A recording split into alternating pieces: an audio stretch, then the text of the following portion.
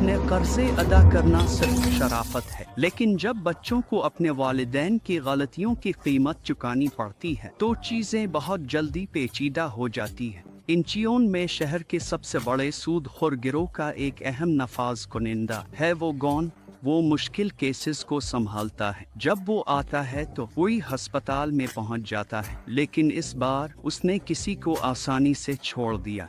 ये उसकी छोटी बहन अलोंगा के बारे में है। अलोंगा एक आम नफाज कुनिंदा नहीं है, वो अपने भाई की तरह एक विलन है। वो हकीकत जानती है अगर आप बेरहम नहीं हैं तो आप गैर मुतल्लिका हैं। वो कोई रियायत नहीं करती। अगर कोई बेवकूफ़ बनने या वक्त ज़ाया करने की कोशिश करता है तो वो उनके ख़ानदानों को धमकी देने तक भी जा सकती है। एक काम पर उसने एक ज़िद्दी मकरूज़ के साथ निपटा और उसे दिखाया कि वो कितनी संजीदा हो सकती है। वो आदमी गिर गया, कसम खाई अगले हफ्ते तक हर सेनेट वापस करेगा। उसने यकीनी बनाया कि वो सबक सीखे। उसका सीधा तरीका चंद सेकंड में उसकी अक्ल को तोड़ देता है, लेकिन अलोंगा की सख्ती कहीं से नहीं आई। बचपन उसे स्टोरेज लॉकर में छोड़ दिया गया था। बेघर ने इसे ले लिया और वो सड़कों पर रहते रहे जब वो 5 साल हो गई। फिर शहर की सफाई के दौरान एक जालिमाना मोड़ आया। एक बदउनवान पुलिस वाले ने उसे अगवा कर लिया। बड़ा कर्ज था, एक छोटी बच्ची कर्ज चुका दे। इस ऑपरेशन की सरबराह, जिसे सब अमा कहते हैं, कीमती है तो जमानत है।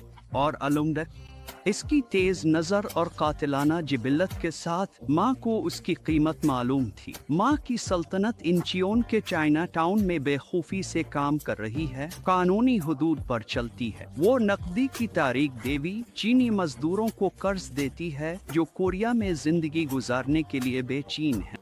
मुनाफा का है, अगर अदायगी न दे सके तो माँ यकीनन आखिरी हद तक निचोड़ती है। कर्ज के बदले बच्चों की बात आती है तो माँ कुछ नहीं छोड़ती। बच्चों की महारतें हों तो तंजीम में शामिल कर लिया जाता है। अगर वो बेकार हैं तो वो उन्हें सड़कों पर भीख मांगने भेज देती है। वो बच्चे नहीं हैं, वो सिर्फ औजार हैं। रहम का कोई वजूद नहीं है। माँ के बेरहम बका उसूल। अलोंगा रफ्ता रफ्ता उसकी दाएं हाथ की औरत बन गई। माँ के गोद लिए हुए बच्चों में वो गॉन सबसे बड़ा, काबिल एतमाद और हमेशा साथ है। होंगजू तेज नहीं मगर वफादार है। तबाही उनके पीछे होती है। छोटी बहन सोंग है, शर्मीली तेज। वो अलोंगा की करीबी दोस्त है और इस बेरहम गैंग में वो हमेशा बेजोड़ लगती थी। एक दिन अलोंगा मामूल के कर्ज वसूली के लिए निकली। मकरूज का दरवाजा खुला। वो हिचकिचा, चाकू नहीं निकाला। दरवाजा खोलने वाला आदमी बहुत मेहरबान था। कर्ज से बचने की कोशिश नहीं की। उसने अपने वालिद के कर्ज की पूरी जिम्मेदारी ली। उसने अलोंगा को नूडल्स अंदर आने दावत दी। आजिजी, मजीद वक्त मांगा। वो एक मजदूर था, अपने वालिद के कर्ज के नीचे दबा हुआ और उसे अदा करने का कोई तरीका नहीं था। अलोंगा, जो मीठी बातों में नहीं आती थी, इस बार बदलता हुआ महसूस किया। इस अजनबी में उसने गर्मी और नेकी महसूस की जो उसने जानी थी, लेकिन हमदर्दी का वो लम्हा इसे परेशान करने को आया। अलोंगा को सोम की तरफ से एक परेशान कुन कॉल मौसूल हुई। परेशान पाया, इसे बचाया और वहां से ले गई। इस आदमी से बच जाए जिसने उसे नफरत थी। जिस शख्स को अब दुआ करते हैं इनके न देखें, वही हमेशा सामने आता है। दूसरा भाई चो ऐसा आदमी था जिसे हर कोई नापसंद करता था। उसने सोन को गैर कानूनी सामान बेचा और उससे अलोंगा को शदीद गुस्सा आया। एक लड़की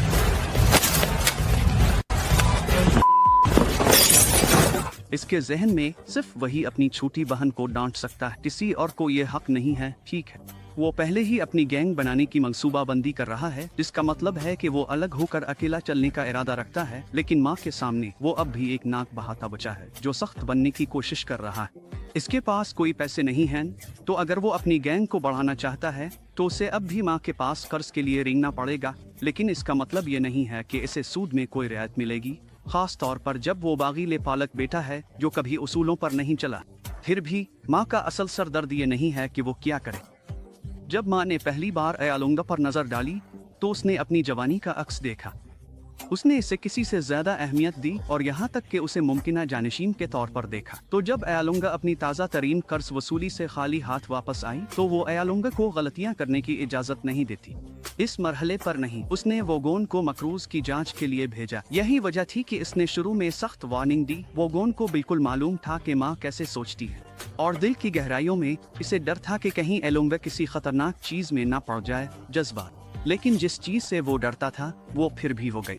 जब अयालुंगा ने सोकावन के साथ ज्यादा वक्त गुजारा तो उसने ऐसा चाहा जो उसके पास पहले कभी नहीं था, गर्मजोशी। उसने यहाँ तक गाने, लड़कियों की चीजों के लिए बाहर ले जाना शुरू कर दिया, कपड़े पहनना, तस्वीर, गैंग से बाहर की जिंदगी का ख्वाब देखना। लेकिन ख्वाब माँ की दुनिया में ज्यादा देर तक नहीं रहते।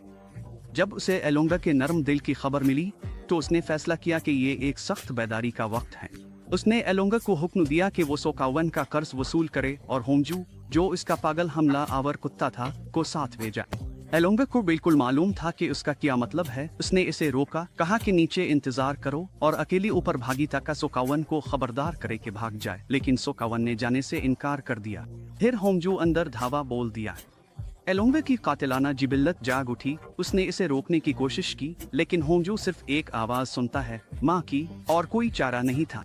अयालुंगा ने एक मायूस कुन लड़ाई में इसे नीचे गिरा दिया। फिर सोकावन के साथ भागने की कोशिश की लेकिन ये बेसूद था। सोकावन पकड़ा गया। अयालुंगा को बेहोशी का इंजेक्शन लगा और वो गिर गई। और माँ, उसने यकीनी बनाया कि अयालुंगा को ये एहसास हो कि इस दुनिया में रहम का क्या नतीजा होता है। उसने खुद आगे बढ़कर अयालुंगा को दिखाया कि बेरहम क़ियादत कैसे की जाती है।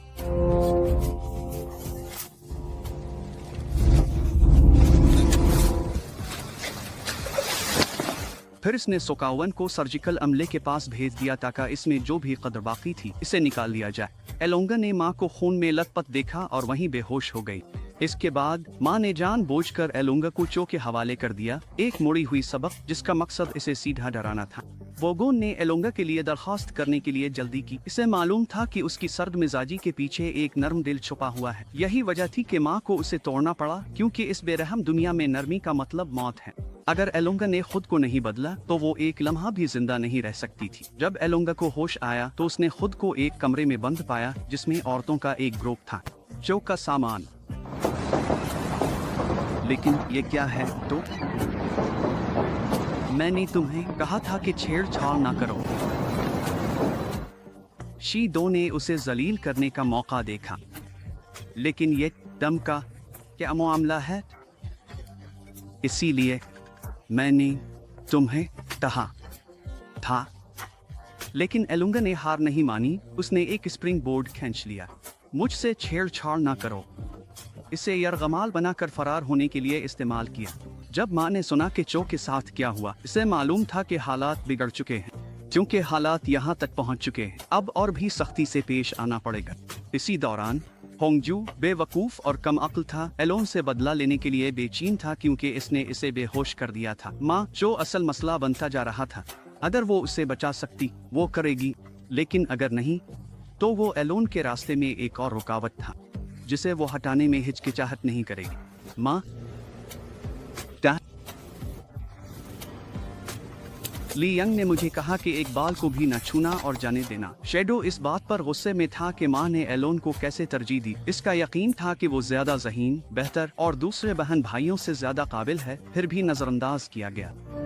तुम्हारे पास पैसे नहीं हैं, है ना? अदा करो।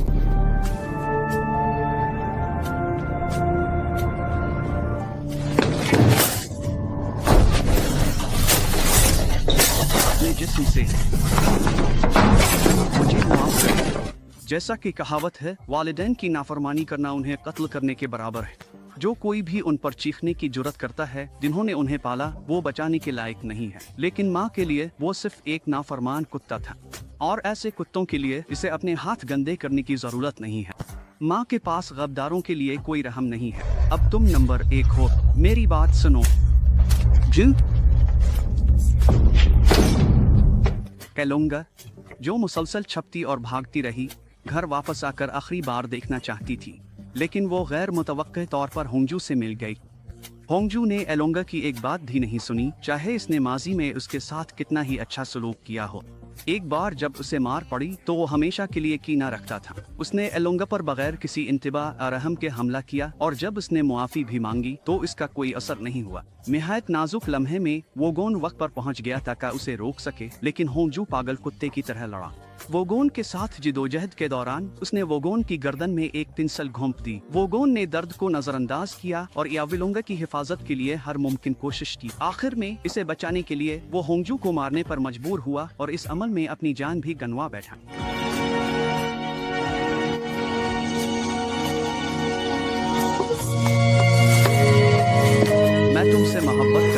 मैं तुमसे मोहब्बत करता हूँ। याविलुंगा को गम करने का वक्त भी नहीं मिला कि वो बेहोश हो गई। जब वो जागी तो उसने खुद को एक कार के ट्रंक में पाया। जिसने इसे पकड़ा था वही गंदा पुलिस वाला था जिसने एक बार उसे मदर को बेच दिया था।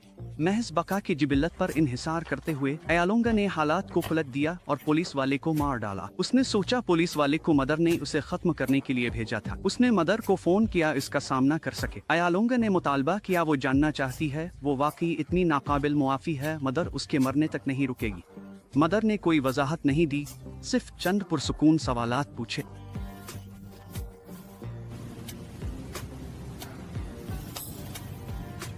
गोया इसे वो जवाब मिल गया था जिसकी वो तलाश कर रही थी। माँ ने फिर भरपूर खाना तैयार किया और खामोशी से याविलियन का इंतजार करके बैठ गए। खाने के बाद मदर पुरसुकून अंदाज में सोफे पर बैठ गई और याविलुंगा से बात की।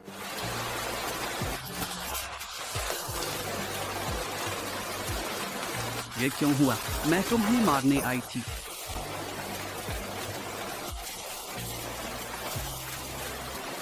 मैं ये नहीं करने वाली थी। मैंने कभी नहीं किया। माँ, ये सिर्फ एक फैसला, ये हमारा तरीका है। वो उसे उकसाते रही, इसे किनारे तक धकेलती रही, यहाँ तक कि याविलुंगा ने आखिरकार गुस्से में आकर माँ को छर्रा घोंप दिया। माँ ने मुजाहमत नहीं की, इसके बजाय वो मुस्कुराई जैसे कि सुकून महसूस कर रही हो और याविलुंगा को अलविदा कहा। इस लम्हे से याविलुंगा ने साबित कर दिया कि वो किसी को मार सकती है जो कभी खानदान की तरह महसूस होता था। अब से इसके अमाल जज्बात के जेर असर नहीं होंगे। माँ ने जो कुछ भी किया था वो याविलुंगा को अपने जैसा बनाने के लिए था। ठंडी, बेरहम और ताकत को संभालने की काबिल। सच में माँ ने हमेशा IL की हिमायत की थी। योंग को दिल से पसंद करती थी क्योंकि इसमें वो इस शख्स को देखती थी जो वो कभी थी। फिल्म खत्म होती है।